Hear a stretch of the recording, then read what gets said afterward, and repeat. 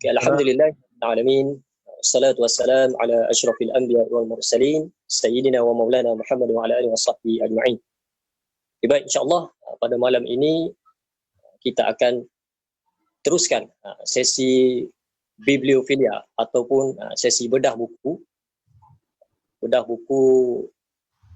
siri yang keempat ataupun siri yang terakhir lah bagi bedah buku revolusi bahasa dan asas tamadun ini, yang mana kalau sebelum ini kita dah ada sebanyak 3 siri yang mengupas buku ini. Siri yang pertama daripada Dr. Hilmi daripada Kesis, siri yang kedua daripada Datuk Dr. Wan Fauzi daripada Unimap Perlis. Kemudian minggu lepas siri yang ketiga kita bersama-sama dengan Madam Hasnah daripada UIA, calon PhD UIA, dan insya-Allah pada malam ini kita akan teruskan siri yang keempat bersama-sama dengan pembentang kita pada malam ini, iaitu Ustaz Dr. Syamsul bin Muhammad Nur yang merupakan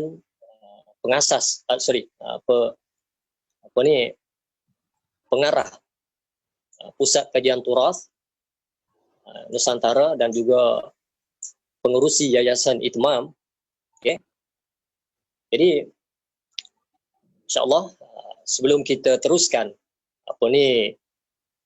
perbincangan kita secara lebih terperinci, saya perkenalkan dulu ahli panel ataupun pembentang kita pada malam ini, iaitu Dr. Syamsul. Dr. Syamsul ini merupakan pelajar satu ketika dulu. Dr. Syamsul belajar di Muassasah Islamiyah, sebuah sekolah Muassasah Islamiyah di Istanbul, Turki, selama 5 tahun. Kemudian setelah itu beliau melanjutkan pelajaran di peringkat ijazah sarjana muda di Jami'ah Al-Aqidah di Jakarta, Indonesia. Kemudian setelah puas merantau di negeri orang, setelah mengelilingi Jakarta dan juga Istanbul, beliau balik ke Malaysia, belajar di UKM, sambung UKM di peringkat ijazah sarjana ataupun master di UKM dalam bidang Quran Sunnah, pengkhususan dalam bidang hadis. Kemudian menyambungkan pelajaran lagi di peringkat seterusnya, iaitu di peringkat PhD juga di UKM di dalam bidang usuluddin, pengkhususan tafsir Al-Quran. Jadi saya rasa pada malam ini kita telah pun memilih orang yang sesuai lah untuk mengupas mengenai buku revolusi bahasa dan asas tamadun ini. Okey. Ustaz, apa khabar? Sihat? Baik, alhamdulillah sihat. Sihat ya. Okey. Okey Ustaz. Untuk perbincangan pada malam ini, saya mulakan dengan satu soalan yang pertama, iaitu kita nak tengok apakah pandangan ataupun komen daripada Ustaz Dr. Syamsul berkenaan dengan buku ini, buku yang diterbitkan oleh DBP ini, yang ditulis oleh Prof. Saleha ini, buku revolusi bahasa dan asas tamadun ini secara umumnya. Okay, silakan. Bismillahirrahmanirrahim. Assalamualaikum warahmatullahi taala wabarakatuh. Alhamdulillah ala Rasulillah wa ala alihi wa sahbihi wa man tabi'ahu amma ba'd. Yang saya hormati lagi saya kasihi moderator kita pada hari ini, Muhammad Zulkifli, dan seterusnya pada Cik Muhammad Taim daripada Web TV. Alhamdulillah, syukur kita kepada Allah Subhanahu Wa Taala, sallallahu Nabi sallallahu alaihi wasallam dan kepada ahli baik kita dan para sahabat baginda. mengenai buku ini, iaitu Revolusi Bahasa dan Asas Tamadun yang ditulis oleh sahabat saya, Profesor Dr. Saleh Yaakob daripada UIA, adalah merupakan satu buku yang pada saya sangat baik untuk kita jadikan sebagai bahan bacaan kita, kerana dia adalah merupakan sebuah buku yang berasaskan kajian yang bukan hanya sekadar penulisan secara bebas, tetapi dia adalah merupakan kajian di peringkat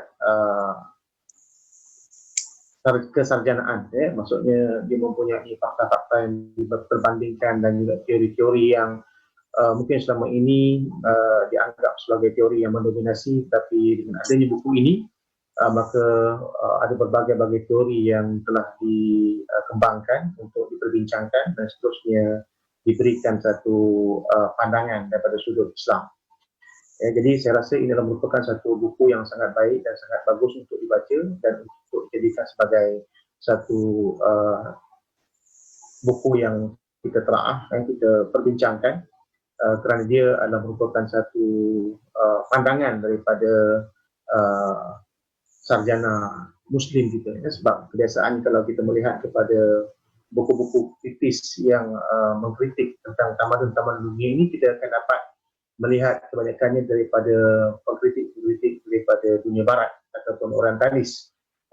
Tak banyak yang kita jumpa buku-buku yang mengkritik ataupun yang mengulas sesuatu isu berkenaan dengan ketamadunan ini yang datang daripada golongan sarjana Muslim. Dan ini merupakan satu buah tangan yang saya kira sangat baik, hasil pengalaman Profesor Dr. Saleh lebih daripada 10 tahun beliau mengkaji tentang permasalahan ini, dan hasilnya adalah merupakan sesuatu yang sangat membanggakan dan boleh dijadikan sebagai rujukan di peringkat nasional atau di peringkat kebangsaan ataupun antarabangsa. Okey, maknanya buku ini saya kira jarang lah kan dalam berbentuk bahasa Melayu ini. Kebanyakan buku macam ni kita jumpa di dalam bahasa Inggeris ataupun mungkin ada dalam bahasa Arab. Dalam bahasa Melayu ni saya rasa tak banyak lagi yang berbentuk yang sebegini. Okey, baik Doktor. Untuk perbincangan yang poin yang seterusnya, kita banyak soalan malam ni. Untuk soalan yang kedua, saya nak saya minta untuk Doktor menerangkan sedikit berkenaan dengan perjuangan tauhid para nabi. Kalau kita tengok di dalam buku ini, ini adalah satu cetusan idea daripada sebuah genealogi, sebuah silsilah para nabi yang berukuran, kalau terbitan UAE itu yang dah cetak tu berukuran sebanyak 8 kali 4 kaki. Maknanya bersumberkan daripada idea daripada situ. Maknanya idea tu daripada para nabi lah, cerita bab para nabi. Cuma tak sebutkan semua dalam buku ini. Tapi kita nak tahu serba sedikit berkenaan dengan perjuangan para nabi, yang mana para nabi ini mereka berjuang dan mereka ada asas pegangan tauhid. Jadi silakan. Okey Doktor. Baik, terima kasih Saudara Zul. Satu soalan yang sangat baik untuk kita kenalkan dan kita uraikan. Alhamdulillah saya berkesempatan bersama dengan Profesor Dr. Saleh sebelum buku dicetak. Sebenarnya saya ada pergi ke bilik beliau di UIA dan saya terkejut di dinding biliknya itu memang tertulis secara manuskrip genealogi itu. Dan saya katakan waktu itulah waktu sebelum dia menulis benda itu secara proper atau secara sempurna, waktu itu dia kata ini asal tulisan dia. Jadi saya rasa kalau waktu itu dah hilang lah, satu daripada kertas mahjong itu, saya rasa ada dekat 8 ke 10 kertas mahjong. Saya kata kalau hilang satu ni, macam mana kita nak sambungkan benda tu? Sebab ni kajian bukan satu tahun, bukan 3 tahun ya. Ini kajian yang melibatkan puluhan belasan tahun ya.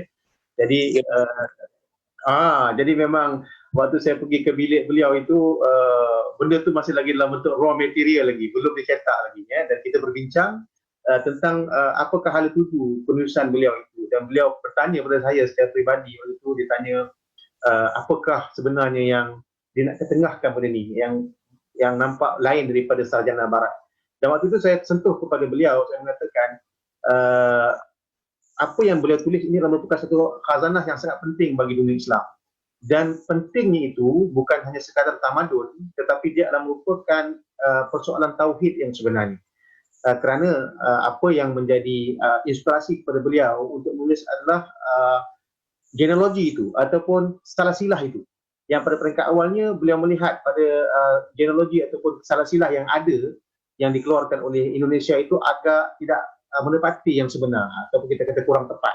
Jadi berasas daripada itulah beliau telah menulis dan membuat kajian terhadap fakta-fakta yang sebenar berkenaan dengan salasilah para nabi, khususnya yang di waktu itu kita perbincangkan berkenaan dengan Nabi Nuh AS, anak-anaknya dan sebagainya.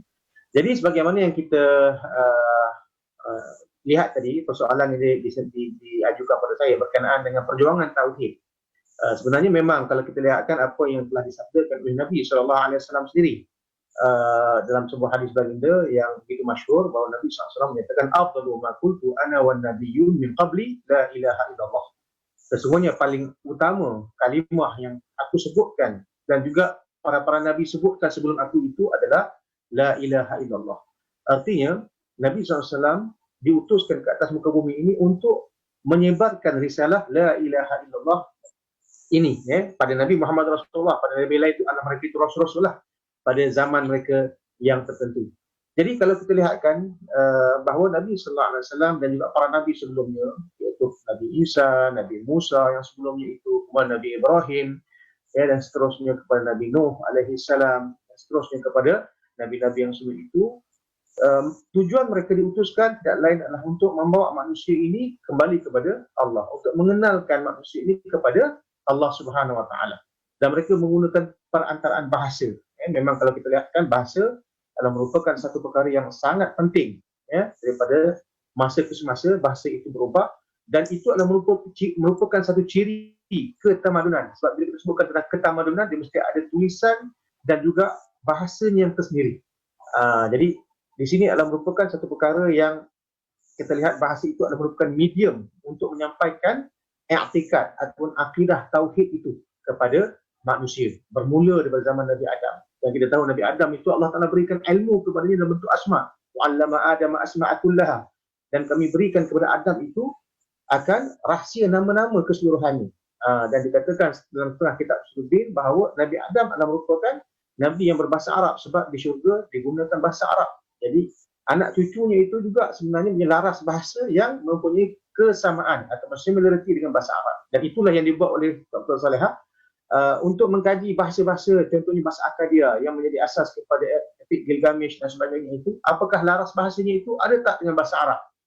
Dan di situ kita dapati memang ada kesamaan di situ. Jadi di sini dapat kita lihat bahasa adalah merupakan satu medium yang sangat penting yang digunakan oleh para nabi dalam nak menyampaikan la ilaha illallah, iaitu tidak ada Tuhan melainkan Allah. Dan itu adalah merupakan slogan tauhid yang kita pegang sejak zaman Nabi Adam sampailah ke zaman Nabi Muhammad SAW, sampailah ke zaman kita pada hari ini. Baik, apakah kalau kita lihatkan ciri-ciri yang terkandung dalam risalah tauhid yang dibawa oleh para nabi ini untuk membangunkan tamadun? Tidak lain bila kita sebutkan la ilaha illallah di situ, sebenarnya kalau kita melihat bahawa sesungguhnya dalam risalah tauhid itu tidak lain dan tidak bukan adalah untuk membawa manusia itu dari penyembahan kepada makhluk kepada penyembahan kepada Allah Subhanahu Wa Taala. Dan itulah yang dibawa oleh sekalian para nabi, bermula daripada zaman Nabi Nuh, zaman Nabi Ibrahim, zaman Nabi Musa. Kalau kita lihat dalam kisah Nabi Allah Musa alaihissalam, Fir'aun telah mengklaim bahawa dirinya adalah merupakan Tuhan yang maha tinggi. Ana rabbukumul a'la, aku ini Tuhan kamu yang maha tinggi. Maksudnya di situ kalau kita lihatkan ketamadunan yang lain, kalau kita lihatkan di hujung daripada kejayaan ataupun uh, uh, masa keemasan mereka akan mengaku Tuhan. Ya, mereka akan mengaku bahawa dia mempunyai kuasa yang sangat hebat. Dan inilah benda-benda yang menyebabkan manusia itu terpesong daripada sudut akidah dan juga kepercayaannya. Maka di sinilah diutuskan para nabi untuk membetulkan balik perjalanan hidup para manusia ini, tidak kira pada zaman mana pun, untuk mengembalikan manusia dari penyembahan makhluk kepada penyembahan Allah Ta'ala yang Esa. Jadi ini adalah merupakan isi yang pertama dalam perjuangan para nabi. Maksudnya membawa manusia dari penyembahan kepada makhluk kepada penyembahan yang hakiki kepada Allah Subhanahu Wa Ta'ala. Ya, dan memang kalau kita lihatkan dalam Al-Quran, Allah menyebutkan dalam surah Hujurat, bagaimana Allah menciptakan manusia ini dari lelaki dan perempuan. Inna khalaqnakum min dzakarin wal unsa wa ja'alnakum syu'uban wa qabaila lita'arafu inna akramakum indallahi atqakum. Sesungguhnya wahai manusia, kata Allah, kami menciptakan kamu itu dari seorang lelaki dan seorang perempuan, yang kemudiannya itu dijadikan kamu itu bersuku-suku, berbangsa-bangsa, ya, mempunyai puak-puak. Untuk apa? Kenal mengenal, lita'arafu.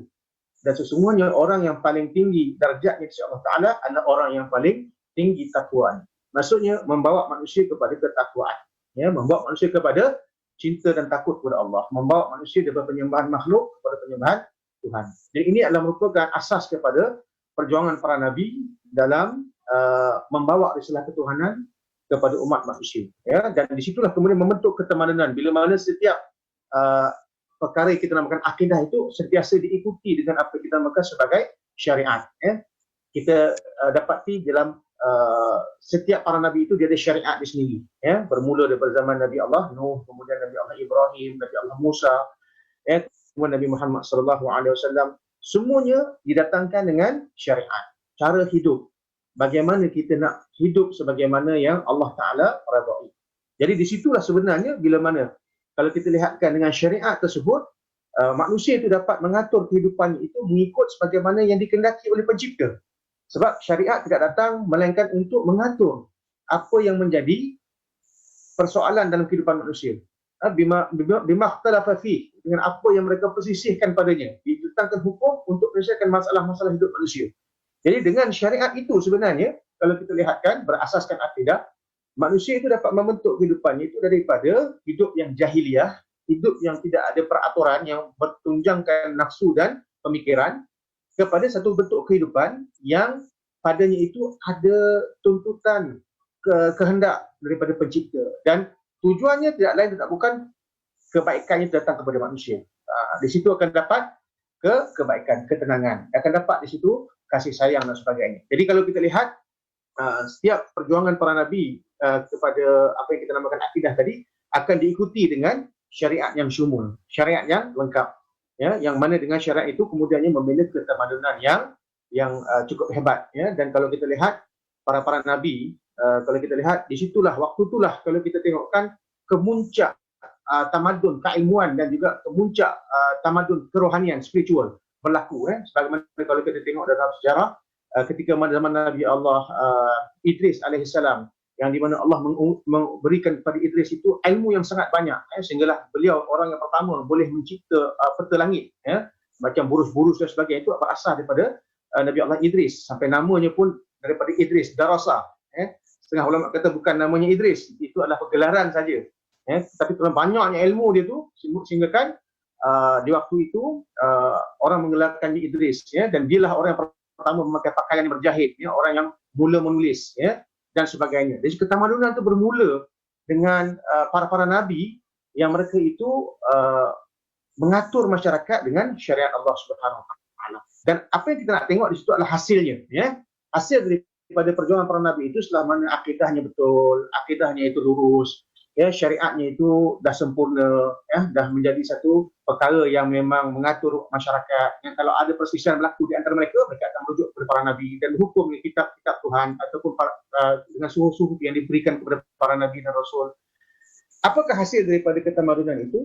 Hasil daripada ketamadunan itu tidak lain tidak bukan adalah lahirnya kasih sayang di kalangan manusia. Lahirnya rasa adab yang tinggi, Di situlah sebenarnya lahirnya apa kita namakan sebagai tamadun, ya, yang berasal dari perkataan mudun, ya, ataupun madani, ya, maksudnya di situ yang membawa kepada kasih sayang, membawa kepada keamanan, yang membawa kepada toleransi, keterbukaan, ya, dan itulah sebenarnya yang menjadi hakikat kepada kebahagiaan hidup manusia di atas muka bumi ini, yang mereka itu bebas untuk beriktikad, beramal dengan mereka, dengan apa yang sebenarnya, dan juga hasil dari itu lahir kasih sayang, lahir ketenangan, keamanan di kalangan manusia itu sendiri, di antara keluarga, di antara bangsa dengan bangsa, dan semuanya itu adalah yang kita sebutkan tadi lita'arafu, ya, untuk kenal mengenal satu sama lain, dan sesungguhnya orang yang paling tinggi derajat sisi Allah Ta'ala adalah orang yang paling tinggi takwanya, ya. Wallahu a'lam. Okey, saya kira itu satu penjelasan yang sudah pun clear berkenaan dengan apa ni akidah dan juga syariah yang dibawa oleh para nabi, dan saya menganggap kelahiran buku ini adalah satu benda yang membuka mata kita bahawasanya bidang bahasa ini adalah satu bidang yang sangat luas dan berkait rapat dengan sebuah ketamadunan manusia. Jadi soalan yang seterusnya, kita tengok ada satu soalan yang cukup baik, iaitu bagaimana, sebab kalau kita tengok di dalam buku ini Prof Salehah dia mengambil rujukan daripada Bible, kan, ada daripada Genesis, ada daripada chapter lain-lain di dalam Bible itu. Jadi untuk penjelasan kepada umum, adakah boleh untuk kita mengambil sumber maklumat daripada Bible, okey, dan sekiranya boleh, bagaimana cara untuk kita nak menyaring maklumat itu, nak saring daripada maklumat yang tidak sahih dan yang sahih itu yang boleh dipakai, macam mana cara dia? Okey, silakan. Baik, terima kasih atas soalan yang berikutnya, insya-Allah. Baik, berkenaan dengan kita punya rujukan, ya, maksudnya kalau kita lihatkan rujukan utama tidak lain bukan itulah Al-Quran dan Sunnah. Dan begitu juga bila kita nak merujuk terhadap satu ilmu itu, kita kena merujuk di atas kitab-kitab para ulama kita dahulu berbanding dengan kitab-kitab yang lainnya, ya. Sebenarnya memang ada diperbahaskan oleh para ulama berkaitan dengan masalah bolehkah kita merujuk kepada kitab-kitab agama lain, ya, maksud boleh tak kita membaca kitab-kitab lain, ya, sedangkan kita tahu kitab-kitab mereka itu adalah merupakan kitab-kitab yang telah dipesongkan, yang mereka itu telah menerima celaan, ya, terdapat dalam Al-Quran, contohnya surah Al-Baqarah, Allah menyatakan fawailul lil ladzina yaktubuna al-kitaba bi aydihim thumma yaqulu hadza min indillah liyashtaru bihi thamanan qalila. Ayat surah Al-Baqarah ayat 79, Allah menyatakan, dan celakalah bagi orang-orang yang mengatakan, bagi orang-orang yang mereka itu menulis kitab-kitab suci mereka itu dengan tangan-tangan mereka, dan kemudian berkata itulah daripada Allah Subhanahu Wa Taala, untuk mereka itu menjual akan ayat-ayat Allah Taala dengan harga yang sedikit. Jadi memang ada celaan di situ, ya, berkenaan dengan kita ini merujuk ataupun dengan kita mengambil bahan daripada agama-agama lain, khususnya terhadap kitab-kitab suci mereka. Jadi persoalannya, boleh tak kita mengambil fakta daripada Bible, daripada Taurat contohnya, ataupun daripada Veda, daripada kitab-kitab yang lain ini. Baik, di sini sebelum saya nak menjelaskan kaedah ataupun metodologi Prof Salehah dia mengambil kaedah yang begitu, saya nak ceritakan dulu, saya nak jelaskan dulu berkenaan dengan pandangan umum ulama Islam terhadap hal ini. Kalau kita melihat daripada apa yang telah dinukilkan oleh Imam An-Nawawi rahimahullah ta'ala dalam kitabnya Raudatul Talibin, ya, beliau ada menyatakan bahawa para ulama telah mengharamkan untuk kita itu mengambil bahan daripada kitab-kitab yang lain daripada agama kita. Maksudnya kita dah tahu bahawa mereka itu dicela dan fakta yang mereka ada itu mereka telah selewengkan. Maka dalam hal ini Imam Nawawi mengatakan itu termasuk perkara yang diharamkan oleh para ulama. Jadi ini pandangan yang awam, pandangan yang umum, ya, para ulama. Begitu juga pandangan daripada Ibnu Hajar Al-Asqalani, ya, pada mensyarahkan kitab Sahih Bukhari dalam kitabnya Fathul Bari, ya, Fathul Bari syarah Sahih Bukhari, ada menceritakan bahawa sesungguhnya Ibnu Hajar telah menyatakan bahawa uh, merujuk kepada kitab-kitab Samawi yang lain yang telah tahrif ataupun yang sudah diubah dengan tangan-tangan para ahli kitab mereka, hukumnya haram. Hukumnya haram kecuali bagi mereka yang punya kepakaran yang dipercayai dengan kepakaran itu, mereka boleh menteraah kitab tersebut dan boleh mengasingkan yang mana yang hak ataupun yang batil. Dan ini adalah merupakan satu perkara yang disimpulkan oleh para ulama, dan memang ada hadis pun kalau kita lihatkan daripada Imam Ahmad Allah Ta'ala, sebuah hadis yang menceritakan bahawa Sayyidina Umar radhiyallahu an pernah satu ketika membawa satu bentuk tulisan daripada ahli kitab, lalu dibacakan kepada Nabi SAW tentang akan tulisan tersebut. Lalu Nabi SAW berkata kepada Umar, Nabi kata, amutahawwiquna fiha Ibnu Khattab, apakah engkau ada merasa ragu terhadap hal ini, wahai Ibnu Khattab? Wallazi nafsi biyadi laqad jitukum biha bayda an-naqiyah, sesungguhnya aku ni datang kepada kamu, kata Rasulullah SAW, dengan satu perkara yang sangat suci dan bersih. La tas'aluhum an syai'in fayukhbarukum bihaqqin fatukadzibu bih aw bi batilin fatusaddiqu bih. Dan janganlah nanti bila kamu bergaul dengan orang ahli kitab ini, bila dikatakan kepada kamu tentang sesuatu benda yang benar, kamu akan mendustainya. Dan apabila kamu itu nanti akan berdepan dengan mereka, dicakap satu perkara yang batil, kamu akan menyetujuinya. Dan Nabi SAW menyambungkan hadis tersebut, wallazi nafsi biyadi law anna Musa kana hayyan ma wasi'ahu illa an yattaba'ani. Dan sesungguhnya kalaulah Nabi Allah Musa AS itu masih hidup, tentunya dia akan mengikuti akan aku. Jadi di sini berdasarkan hadis ini, para ulama telah menjelaskan bahawa merujuk kepada kitab-kitab Samawi, khususnya kitab-kitab yang kita sebutkan tadi, Bible dan yang lain, itu hukumnya haram bagi orang yang tidak punya kepakaran. Cuma berdasarkan hadis Nabi SAW yang lain, Nabi menyatakan al-kalimatul hikmah dhalatul mu'min haitsuma wajadaha fahuwa ahaqqu biha. Hadis riwayat daripada Ibnu Majah yang bahawa Nabi SAW bersabda, dan sesungguhnya hikmah itu telah hilang daripada kaum mukmin, dan di mana saya kamu bertemu dengannya, maka kamu boleh berhak untuk mengambilnya. Maka dalam hal ini, ada setengah para ulama membenarkan untuk kita mengambil akan fakta-fakta daripada kitab-kitab yang lain. Contohnya Bible, contohnya kitab Veda, atau kitab-kitab yang lainnya, kitab-kitab suci agama lain, dengan syarat. Apakah syarat dia? Pertama, mestilah akidahnya itu kukuh dulu. Maksudnya orang yang nak membuat kajian itu, akidahnya itu adalah merupakan akidah yang lurus dan kukuh. Yang keduanya, dia ada keperluan untuk dia menangkis akan syubhat. Maksudnya mungkin ada syubhat yang kita nak ungkai, dan kita perlu buat perbandingan di antara kitab kita dengan kitab Bible. Yang kita tahu memang itu adalah merupakan kitab yang telah tahrif, yang telah diubah kebenarannya. Maka di situ ada keperluan untuk menangkis syubhat, maka itu dibenarkan. Yang ketiganya, untuk memberikan kefahaman yang jelas kepada umat Islam tentang apakah hakikat yang sebenar daripada agama itu. Maksudnya Islam adalah merupakan agama yang hak, dan tidak ada agama yang lain yang lebih benar daripada Islam.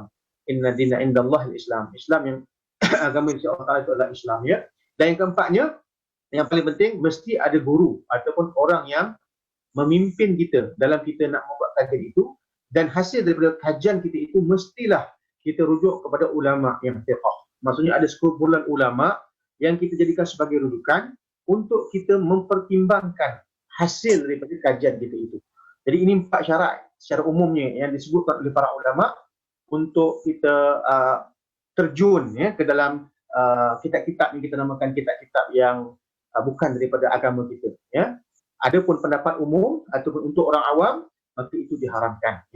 Dan kaedahnya sebagaimana yang disebutkan dalam hadis, Nabi SAW telah menyatakan bila mana kita berdepan dengan kisah-kisah Israiliyat, kitab-kitab kisah-kisah para nabi, ataupun kisah-kisah yang ada dalam kitab-kitab ahli kitab, Nabi kata la yusaddiquhu wala la tusaddiquhu wala tukadzibu.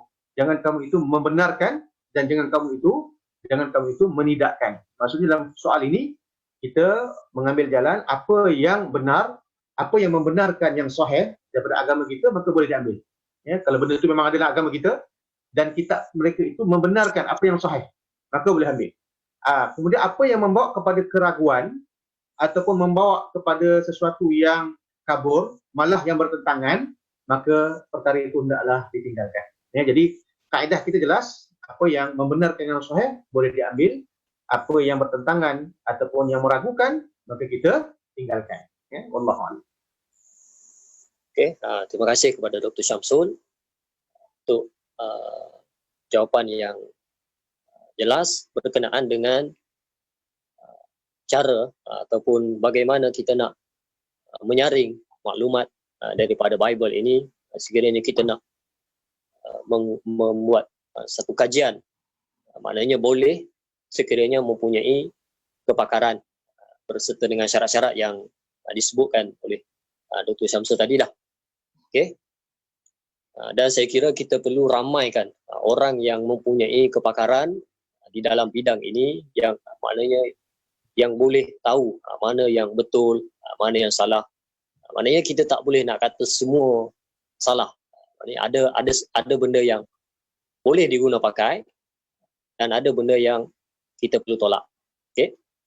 Kemudian bila menyebut mengenai kitab yang dipesongkan ini, okey, yang mana ada di dalam Bible berkenaan dengan kisah Nabi Nuh. Okey. Jadi kisah Nabi Nuh di dalam Bible ini, saya nak ajukan soalan kepada Dr. Syamsul, ada beza tak antara versi Bible dan versi Islam, versi Al-Quran ini? Dan mungkin ada kepincangan di dalam Bible ini yang menyebabkan kita tengok dia ni satu benda yang memang nampak jelas, satu benda yang ditiru ataupun diubah. Okay, silakan. Tafadhal. Baik, berkenaan dengan kisah Nabi Nuh, ya, Nabi Nuh ini kalau kita lihatkan merupakan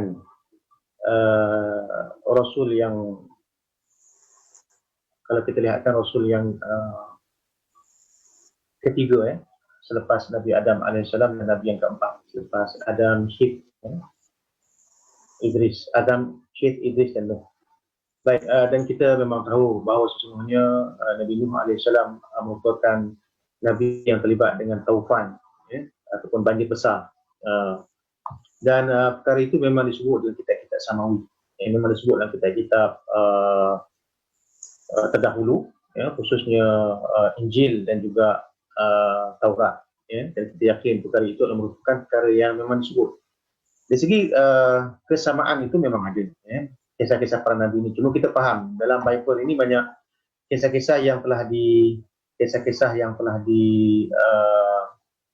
pesongkan, sebagaimana kalau kita baca berkenaan dengan kisah Nabi Lut yang dikatakan berzina dengan dua orang anaknya sehingga hamil, kemudian tentang kafirnya Nabi Allah Sulaiman, tentang berkenaan dengan Nabi Harun yang dikatakan membuat anak sapi atau anak lembu yang biasa sembahan kepada kaum Bani Israel, dan banyak lagi perkara-perkara yang kalau kita lihatkan mereka ini mengutuk dan juga mengkeji para Nabi dan Rasul.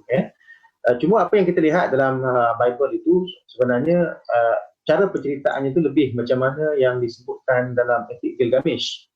Kalau kita lihatkan, cuma dalam Epik Gilgamesh, watak Nuh itu dinamakan sebagai Utnabishtim, ataupun seorang yang dikatakan pesuruh kepada Tuhan.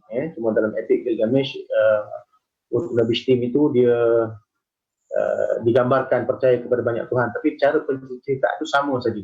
Kalau kita lihatkan apa yang telah dibuat perbandingannya oleh para sarjana, cuma di segi masa saja, sebab dalam Bible dikatakan Nabi Nuh AS itu dia berada di lautan 40 hari. Cuma dalam Epik Gilgamesh dikatakan Nabi Nuh itu berada, atau Utnabishtim itu berada di lautan hanya sekadar 6 hari. Pada hari ke-7 dia telah mendarat. Sedangkan dalam tafsir Al-Quran ada menceritakan Nabi Nuh berbulan, dalam Tabari ada menceritakan 6 bulan Nabi Nuh berada di lautan. Jadi daripada sudut perbezaan, kisah itu memang ada, cuma cara penyembahan itu mungkin, persembahan itu mungkin agak berbeza, berkenaan dengan bagaimana cara itu dizahirkan, Jadi kalau kita melihat perkataan Nuh itu sendiri, ya, kalau kita lihatkan, kalau apa yang ada pada Bible itu sebenarnya dia tak timbul lagi di zaman kalau kita tengok penceritaan, kalau mereka mengambil daripada Epik Gilgamesh, sebenarnya perkataan nama Nuh itu tak timbul lagi, sebab perkataan Nuh itu hanya timbul dalam Al-Quran. Dan itu pun setengah ulama tafsir menyatakan bahawa Nuh itu adalah nama kunyah ataupun gelaran yang dibagi kepada Nabi Allah Nuh, kerana dia banyak menangis, banyak meraung, menajat kepada Allah Subhanahu Wa Taala di atas kealpaan kaum-kaumnya yang tidak menyembah Allah. Jadi perkataan nama Nuh itu kalau berlaku perkara yang kita sebutkan tadi, maksudnya ini hanya sebagai satu teori. Kalau Bible itu meniru Epik Gilgamesh, watak Nuh itu tidak muncul. Watak Nuh itu melainkan namanya adalah Utnabishtim. Jadi hanya selepas kemudian di zaman Nabi Muhammad SAW, nama Nuh itu kemudian disebutkan dalam Al-Quran. Jadi bila mana didapati pada Bible kita pada hari ini, yang kita tengok pada kajian perbandingan, ya, nama Nuh itu dah mula diletakkan dalam Bible. Nama Nuh itu. Jadi apakah benar Nuh itu memang daripada zaman Nabi Allah Isa AS disebutkan Nuh, ataupun Nuh itu diambil ataupun ditiru daripada Quran oleh penulis-penulis Bible selepas itu. Ya, jadi perkara ini menjadi ruang kajian lagi, ya, menjadi ruang kajian lagi berkenaan dengan watak Nuh itu, yang pada kita memang jelas Al-Quran menjelaskan bahawa Nabi yang terlibat dengan taufan itu Nabi Nuh. Cuma dalam Epik Gilgamesh, perkara itu ataupun orang yang disebutkan Nuh itu adalah merupakan Utnabishtim, dan mengikut Tuhan Bakir daripada apa yang saya baca daripada buku Prof. Solehani, para sarjana memang mempunyai satu pendapat bahawa Utnabishtim itulah Nabi Nuh, itulah Nabi Nuh. Cuma cara Profesor Taha Bakir ini dia menceritakan atau menerjemahkan Epik Gilgamesh itu masih lagi mendapat kritikan, sebab disebutkan bahawa Utnabishtim itu dipercayai berbanyak Tuhan, sedangkan bila mana disebutkan dalam setengah terjemahan bahawa Utnabishtim ini ketika mana dia berada dalam kapal itu, dia menyeru kaumnya itu kepada Tuhan yang satu, dan kemudian menceritakan tentang kewujudan hari kematian, hari selepas daripada hari di dunia ini, bahawa ada hari akhirat dan sebagainya. Jadi disitulah kalau kita lihatkan apa yang ada dalam Bible itu, sebagaimana kita tahu memang dah ditahrif, telah dipesongkan, khususnya berkaitan dengan Nabi Nuh tadi. Kita yakin bahawa di waktu zaman Bible ditulis, nama Nabi Nuh itu belum lagi muncul. Jadi kemungkinan itu diambil daripada Al-Quran. Allah. Baik, terima kasih Doktor. Jadi mungkin salah satu itu juga merupakan salah satu sebab kenapa Epik Gilgamesh ini digeruni oleh pihak Barat, kerana pihak Barat mereka tidak mengiktiraf Epik Gilgamesh ini sebagai sebuah penulisan yang tertua, dan mereka sangat takut kepada batu bersurat itu. Okay. Dan satu lagi, kemudian bahasanya itu bahasa Akkadia. Akkadia itu lebih kepada dekat dengan bahasa Arab sebenarnya, laras bahasa. Ini bahasa Akkadia. Okay. Dalam buku Revolusi Bahasa dan Asas Tamadun ini, Prof. Soleha menyebut dalam bab yang terakhir, bab yang ke-6, beliau menyebut berkenaan dengan kalimah Allah, yang mana mengikut konteks bahasa lah, yang mana kita tahu dan juga saya mengakui bahawasanya Profesor Dr. Soleha ini yang merupakan penulis buku Revolusi Bahasa dan Asas Tamadun ini, yang mana beliau mempunyai keahlian ataupun kepakaran dia dalam bidang nahwu sorof, jadi dalam bidang bahasa lah. Jadi beliau menyebutkan mengenai asal usul kalimah, bukan asal usul Allah, asal usul kalimah Allah itu yang merupakan ini diterangkan secara detail lah, lam pertama, lam kedua, lam ketiga, apa semua benda itu. Jadi kalau kita tengok berkenaan dengan kalimah Allah. Pada satu ketika dulu pernah kecoh di Malaysia ini pada 2014, kalau tak silap saya pada tahun 2014, bising di Malaysia ini, yang mana pihak gereja ataupun pihak yang inilah pihak Kristian ini, mereka nak menggunakan kalimah Allah ini ke dalam bahasa Melayu, dalam Bible terjemahan bahasa Melayu. Jadi mengikut pandangan ataupun komen daripada Dr. Syamsul, jadi adakah kalimah Allah ini hanya untuk orang Islam sahaja ataupun boleh juga digunakan oleh agama-agama yang lain? Jadi kita nak satu penjelasan daripada Dr. Syamsul bagaimana untuk hal yang saya sebutkan tadi. Okay, silakan. Baik, terima kasih. Saya rasa isu itu dah jelas bahawa kita kebanyakan para ulama, para sarjana Islam di Malaysia tidak menyetujui perkara tersebut. Maksudnya kita menolak penggunaan kalimah Allah pada agama yang lain, kerana itu adalah merupakan nama yang khusus bagi Tuhan kita, iaitu Allah. Baik, kalau kita lihat kan, memang dalam Quran ada menyebutkan dalam surah Luqman, la in sa'altahum man khalaqakum la yaqulanna Allah. Kalau kamu tanya kepada mereka, wahai orang kafir, siapa yang menjadikan mereka, maka pasti mereka itu akan mengatakan Allah. Tapi kita kena faham perkataan yang disebutkan dalam ayat itu sendiri. Konteks ayat itu adalah man khalaqakum, siapa yang menciptakan kamu. Jadi di dalam hal ini para ulama tafsir telah menjelaskan penyataan yang disebutkan oleh orang kafir itu la yaqulanna Allah itu adalah dari segi rububiyahnya, bukan dari segi uluhiyahnya. Maksudnya orang kafir ini secara asas mereka memang mempercayai bahawa adanya Tuhan, tapi bagaimana mereka mensifati Tuhan tersebut itu persoalan yang lain.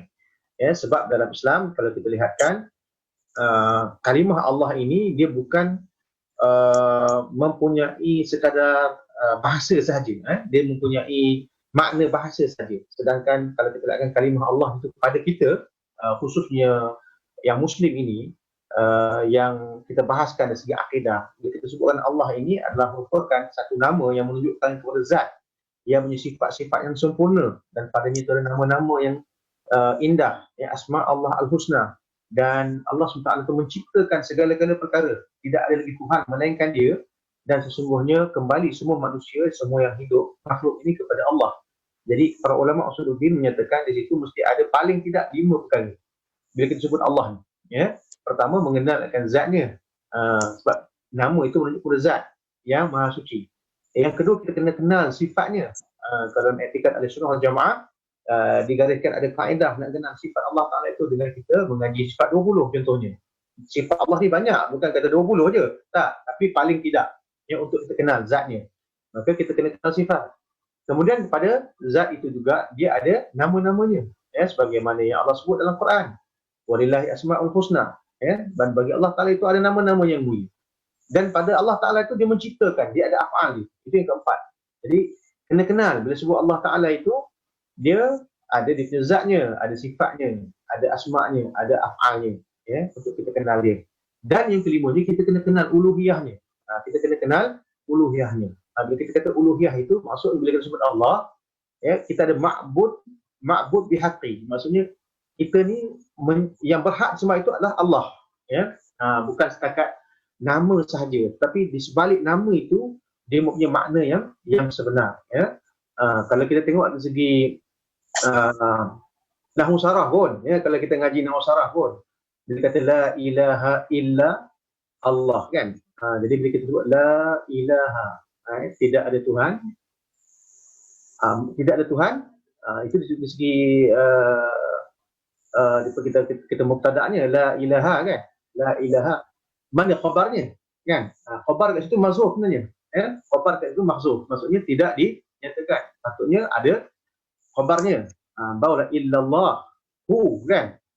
Hu Allahu jadi badal balik kepada khabar yang mahzuf. Itu kalau segi nahwu. Jadi ulama menyatakan la ilaha illa, la ilaha, la ilaha ma'bud bihaqin, illallah. Jadi kalau kita tengok nahwu pun dekat situ dia mengandungi satu pemaknaan yang menunjukkan kepada uluhiyah Allah Ta'ala itu. Baik, jadi di situlah kita lihat di sini pemaknaan Allah itu bukan hanya sekadar satu nama saja, tapi dia sebenarnya adalah merupakan satu nama yang mempunyai makna yang dalam bagi menggambarkan atau menjelaskan tentang sifat-sifat ketuhanan Allah Ta'ala itu. Sebab itulah kalau kita lihatkan bila kita sebut tentang tauhid, kita kena pergi merujuk kepada hal-hal yang muhkamat. Bila kita sebut tentang sifat Allah, kita merujuk kepada balik tentang asbabun nuzul bagi suratul Ikhlas, bila mana Allah Ta'ala turunkan Qul huwallahu ahad, Allahus samad. Sebenarnya para kaum musyrikin bertanya dengan Nabi SAW bila mana Nabi SAW menceritakan atau mengajak mereka kepada Tuhan yang Esa, maka orang kafir musyrik berkata kepada Nabi SAW, "Sif lana ya Muhammad rabbak." Ceritakan kepada kami wahai Muhammad, bagaimana Tuhanmu? Tuhanmu itu bagaimana?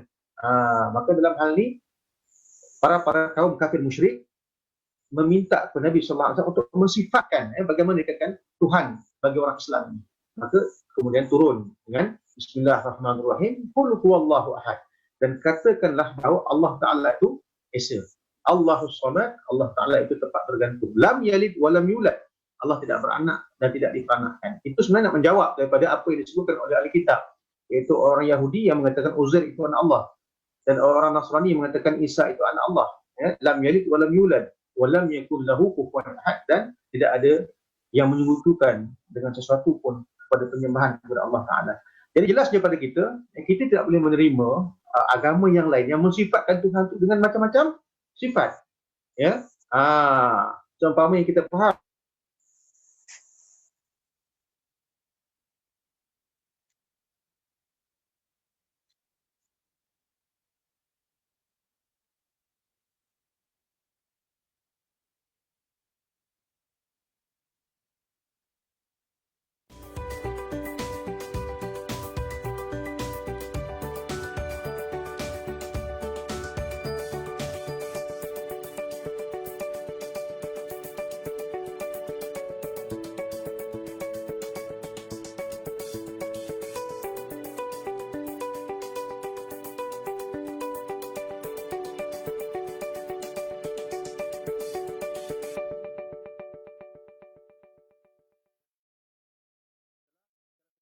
menolak penggunaan Allah ini kepada orang-orang yang bukan beragama Islam, yang menyatakan bahawa Allah Ta'ala itu ada anaknya sebagaimana ahli kitab Yahudi dan Nasrani. Apatah lagi yang lain, itu yang paling dekatlah dengan kita, sebab Yahudi dan Nasrani itu adalah merupakan ahli kitab, kan, yang dekat dengan kita, yang memang mereka menggunakan, memang dikatakan mereka itu mendapat agama itu daripada as-sama, agama samawi, daripada Allah Subhanahu Wa Taala. Jadi dalam hal ini jelas bahawa sesungguhnya kita menolak bahawa pendapat yang mengatakan bahawa kalimah Allah Ta'ala boleh digunakan di dalam kitab agama yang lain, khususnya Bible, yang walaupun mereka nak terjemahkan ke dalam bahasa Malaysia, maka perkara itu pada saya tidak wajarlah. Dan sebelum ini pun tak ada istilah mereka nak gunakan Tuhan mereka itu dengan nama Allah.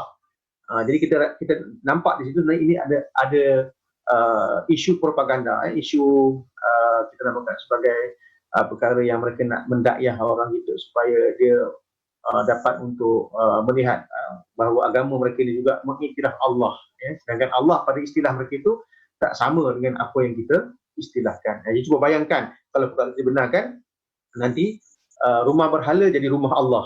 Susahlah. Kalau agama lain boleh pakai nama Allah itu, kita masjid lah rumah Allah, tapi mereka rumah berhala mereka jadi rumah Allah. Jadi itu satu benda yang akan mengelirukan dan akan mengeruhkan lagi suasana harmoni di antara agama yang ada di Malaysia ini khususnya. Jadi pada saya benda itu tidak tolak secara mutlak. Wallahu a'lam. Okey, untuk pengetahuan semua rakan-rakan, ini Profesor Dr. Solehah juga antara yang menyelesaikan isu ini di peringkat mahkamah, dan benda ini ada artikel dia memang Prof Solehah dia menang kes ini, yang mana konklusi yang daripada kes itu, daripada pembicaraan itu di peringkat mahkamah, yang mana kalimah Allah ini hanya boleh digunakan untuk orang Islam sahaja, dan ia menyebabkan kekeliruan kalau boleh digunakan kepada agama-agama yang lain. Okey, baik. Kita ada lagi lebih kurang 10 minit. Jadi sebelum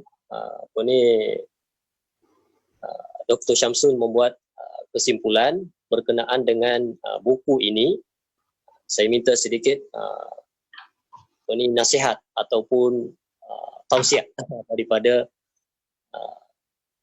Ustaz Syamsul kepada golongan-golongan muda untuk mendalami bidang bahasa ini, kerana pada malam ini kita ramai daripada golongan-golongan yang anak muda lah kan. Orang tua tak tengok Facebook dah. Jadi silakan untuk nasihat kepada rakan-rakan sekalian. Baik, kalau nak nasihat ni kita mulakan dengan apa yang Nabi SAW wasiat lah, ya. Usikum wa nafsi bittaqwallah. Saya menasihatkan diri saya dan antum semua yang ada di sana dengan takwa kepada Allah Subhanahu Wa Taala. Apapun yang kita buat, yang sebenarnya faksinya adalah tauhid, faksinya adalah iman gitu. Jadi kita tahu bahawa bila mana kita nak buat sebarang kajian berkaitan dengan sesuatu bidang, khususnya dalam bidang bahasa, ketamadunan, kajian perbandingan dan sebagainya, ini sebenarnya merupakan bidang-bidang yang kritikal, sebab kita boleh saja terjatuh dalam liberal bila-bila masa. Kita boleh terjatuh dalam liberalisme ataupun pluralisme pada bila-bila masa. Bila mana kita membuat kajian-kajian yang seperti ini, khususnya berkaitan dengan perbandingan tamadun, kitab-kitab di antara agama ataupun comparative religion, kita membuat perbandingan agama. Memang nak jatuh kepada aliran liberalisme ataupun pluralisme itu sangat besarlah. Jadi saya nasihatkan bahawa sesungguhnya sebelum kita masuk ke dalam bidang-bidang itu, apa yang penting adalah kita kena selesaikan kita punya fardu ain. Apa fardu ain kita? Ilmu akidah dengan tauhid. Yang keduanya syariat, ilmu fiqh kita kena jelas. Yang ketiganya ilmu akhlak, ilmu tasawuf kita kena ada. Sebab kita kena faham rukun agama tu ada 3. Pertama rukun Islam, yang keduanya rukun iman, dan yang ketiganya rukun ihsan, berdasarkan hadis Jibril. Jadi kita kena ada ilmu asas ni. Maksudnya pertama sekali berkenaan dengan rukun Islam. Nabi sebut tentang Islam, ketika Jibril tanya Nabi apa dengan Islam, Jibril terjelaskan Islam tu begini, dan akhirnya Jibril mengatakan sadaqta, kamu benar. Waktu itu Jibril tidak dinyatakan lagi siapa dirinya, dan ditanya kepada Nabi SAW tentang iman, dan Nabi menjawab iman itu adalah begini. Maka di waktu itu Jibril pun menjawab benar. Dan ditanya kepada Nabi SAW, ikhbirni anil ihsan, kita kan berikut tentang ihsan. Apa itu ihsan? Maka Nabi menyatakan anta'budallaha ka'annaka tarahu fa lam takun tarahu fa innahu yarak. Kamu menyembah Allah Ta'ala itu seolah kamu melihat dia. Kalau kamu tak melihat dia, ketahuilah Allah itu melihat kamu. Berdasarkan hadis ini, para ulama menyatakan ada 3 bentuk asas yang perlu kita selesaikan. Akidah yang membentuk rukun iman, kemudian syariah yang membentuk akan rukun Islam, dan ihsan ataupun tasawuf berkenaan dengan hati. Maka dalam hal ini kita kena ada ilmu ni dulu. Tak semestinya nak kena jadi ulama, tak. Tidaklah, tapi paling tidak asas kepada ilmu ini kena ada. Dan niatnya itu memang kerana Allah Subhanahu Wa Taala, kerana kita tahu bahasa adalah merupakan satu perkara yang sangat penting dalam agama, khususnya bahasa Arab. Jadi siapapun yang kalau nak mendalami dalam bidang ini, selain daripada ilmu yang 3 tadi, akidah, syariah dan berkaitan dengan hati dan akhlak tadi, dia kena menguasai ilmu Quran ini. Maksudnya paling tidak bahasa Arab itu dia kena tahu, paling tidak asas lah. Paling tidak tahulah mubtada' khabarnya, dia punya na'at man'udnya, mudhaf ilaihinya, dia tahu benda tu sebagai asas kepada dia untuk menjadi benteng kepada dia daripada orientalis yang sentiasa mencari kelemahan-kelemahan. Dia nampak kelemahan lah dalam Quran, dalam Islam itu untuk dihujahkan kepada kita untuk melemahkan kita. Jadi paling tidak kena mahir sedikit tentang ilmu bahasa Arab sebelum kita terjun ke dalam kajian tentang bahasa, tentang revolusi dan sebagainya, kerana sesungguhnya perkara itu akan membawa sebenarnya ilmu yang sangat banyak. Kalau dapat kita terokai, Masya Allah, kita akan dapat keterbukaan, kita akan dapat kepuasan dalam kajian, kerana benda-benda macam ni orang Islam jarang kaji. Tak banyak yang kaji, khususnya tentang hal yang kritikal yang saya sebutkan tadi tentang Nabi Nuh dan sebagainya, dan perbandingan di antara kitab-kitab yang ada di antara Quran, Bible dan sebagainya. Jadi ilmu yang banyak, cuma kena hati-hati jangan terjatuh ke dalam faham liberal dan juga pluralisme. Jadi kerana ada asas akidah, syariah dan asas tasawuf yang kuat. Wallahu ta'ala. Okey, satu nasihat yang mungkin berguna kepada kita semua. Terima kasih kepada Dr. Syamsul. Mungkin ada lagi kata-kata terakhir sebelum kita tamat sesi kita, ada 5 minit lagi. Okey. Mungkin ada sepatah dua kata lagi yang ingin dikongsikan berkenaan dengan buku Revolusi Bahasa dan Asas Tamadun ini. Okey, kalau boleh kita dapatkanlah buku ini, Revolusi Bahasa dan Asas Tamadun yang dikarang oleh Profesor Dr. Saleh Yaakob, kerana dia banyak membuka minda kita bila kita membacanya, khususnya terhadap perbandingan agama, perbandingan antara kitab-kitab Samawi, dan yang itu dapat kita lihat betapa Al-Quran menerangkan dengan jelas terhadap segala bentuk persoalan dan peristiwa yang berlaku. Dan memang Al-Quran menjawab segala apa yang menjadi syubhat dalam kitab-kitab yang telah dipesongkan oleh agama-agama yang terdahulu, dan dengan panduan Al-Quran itu insya-Allah kita akan dapat melihat yang manakah yang benar dan mana yang batil dalam agama dan juga peradaban. Jadi di antara perkara yang penting untuk kita adalah untuk kita mencari kebenaran, kita sentiasa mencari kebenaran kerana kita tahu kebenaran itu akan memimpin kita kepada Allah Subhanahu wa taala, kepada Tuhan. Al-haqqu min rabbika fala takunanna minal mumtarin, dan kebenaran itu datang dari Allah Taala dan janganlah kamu menjadi orang-orang yang menentang. Jadi dapatkanlah buku ini, dan kalau boleh bukan setakat dapatkan, kalau boleh kita diskusikan, kita adakan sesi-sesi sebegini untuk bedah buku dan merujuk kepada para pakarnya. Mudah-mudahan dengan perkara itu akan dapat untuk menambahkan lagi pengetahuan kita dalam bidang ketamadunan, khususnya dalam kita melihat bagaimana Islam menangani setiap permasalahan yang wujud dalam semua perkara, semua aspek, khususnya dalam permasalahan revolusi bahasa dan asas ketamadunan, insya-Allah. Okey, terima kasih kepada Dr. Syamsul.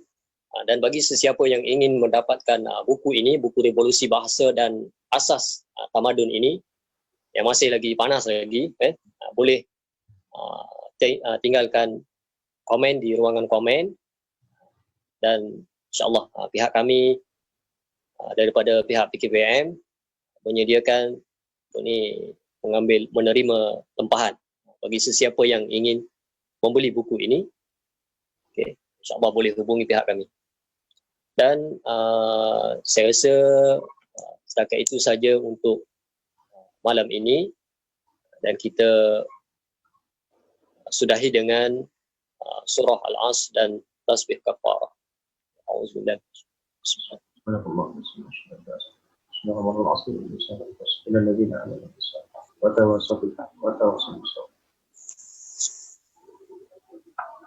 Baik, insya-Allah kita berhenti dulu, dan kita berjumpa lagi di lain kali sekiranya diizinkan.